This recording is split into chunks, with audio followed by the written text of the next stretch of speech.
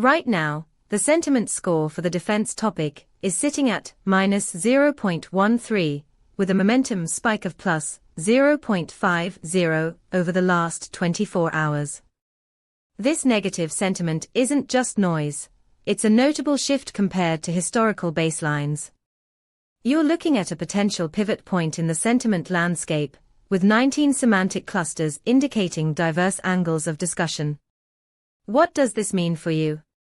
Our API returns nuanced insights that help you parse through the noise, allowing you to identify key trends and sentiment changes in real time.